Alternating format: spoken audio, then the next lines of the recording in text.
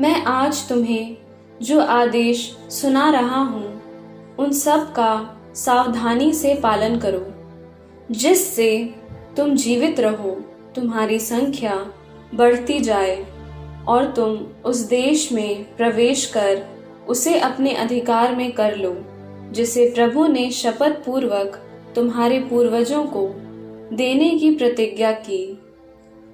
मरुभूमि में इन 40 वर्षों की वो यात्रा याद रखो, जिसके लिए तुम्हारे प्रभु ईश्वर ने तुम लोगों को बाध्य किया था।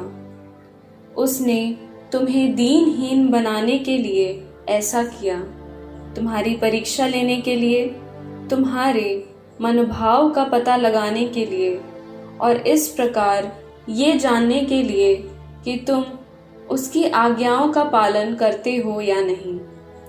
उसने तुम्हें त्रस्त किया, भूखा रखा और फिर तुम्हें मन्ना भी खिलाया, जिसे न तुम जानते थे और न तुम्हारे पूर्वज ही।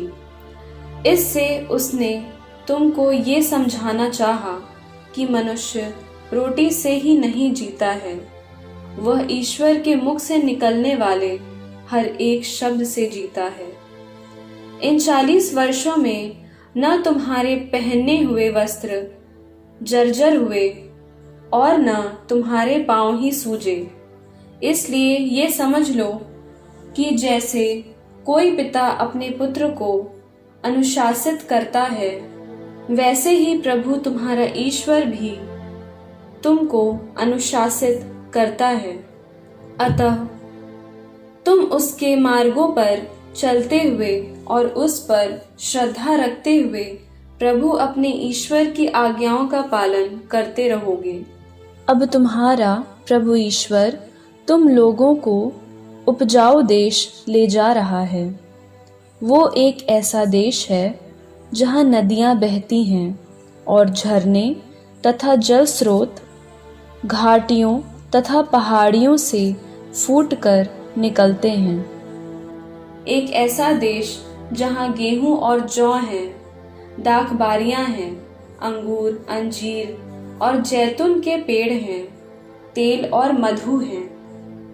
एक ऐसा देश जहाँ तुम्हें प्रचुर मात्रा में रोटी मिलेगी और तुमको कभी कोई कमी नहीं होगी। एक ऐसा देश जहाँ के पत्थरों में लोहा है और जहाँ के पहाड़ों से तुम तांबा निकालोगे, जहाँ तुम खाकर तृप्त हो जाओगे और अपने प्रभु ईश्वर को उस उपजाऊ भूमि के लिए धन्यवाद दोगे जिसे उसने तुम्हें दिया है।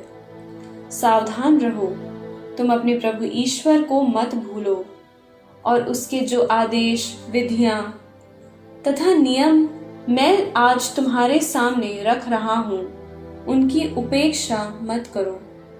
कहीं ऐसा न हो कि जब तुम खाकर तृप्त हो जाओगे, जब तुम सुंदर भवन बनाकर उनमें निवास करोगे, जब तुम्हारे गाय, बैलों और भेड़ बकरियों की संख्या बढ़ जाएगी, जब तुम्हारे पास बहुत सोना चांदी और धन संपत्ति एकत्र हो जाएगी, तो तुम घमंडी बन जाओ और अपने प्रभु ईश्वर को भूल जाओ। उसने तुम लोगों को मिस्र देश से दास्ता के घर से निकाल लिया। उसने इस विशाल भयंकर मरुभूमि में विषैले सांपों, बिच्छुओं और प्यास के देश में तुम्हारा पथ प्रदर्शन किया। उसने इस जलहीन स्थल में तुम्हारे लिए कठोर चट्टान से पानी निकाला। उसने तुम लोगों को इस मरुभूमि में मन्ना खिलाया, जिसे तुम्हारे पूर्वज नहीं जानते थे। उसने तुम लोगों का घमंड तोड़ने के लिए और तुम्हारी परीक्षा लेने के लिए ऐसा किया, जिससे आगे चलकर तुम्हारा कल्याण हो। तुम लोग अपने मन में ये नहीं कहो, हमने अपने सामर्थ्य और बहुबल से ये सारी संपत्ति एकत्र कर ली है, बल्कि अपने प्रभु ईश्वर का स्मरण करते रहो।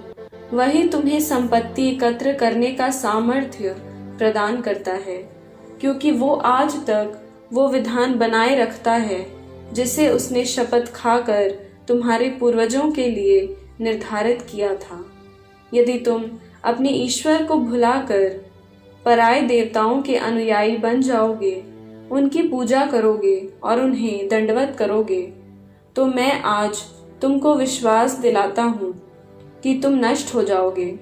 जिस तरह प्रभु ने तुम्हारे सामने राष्ट्रों का विनाश किया, उसी तरह तुम भी नष्ट हो जाओगे, क्योंकि तुमने प्रभु की वाणी की अवज्ञा की है।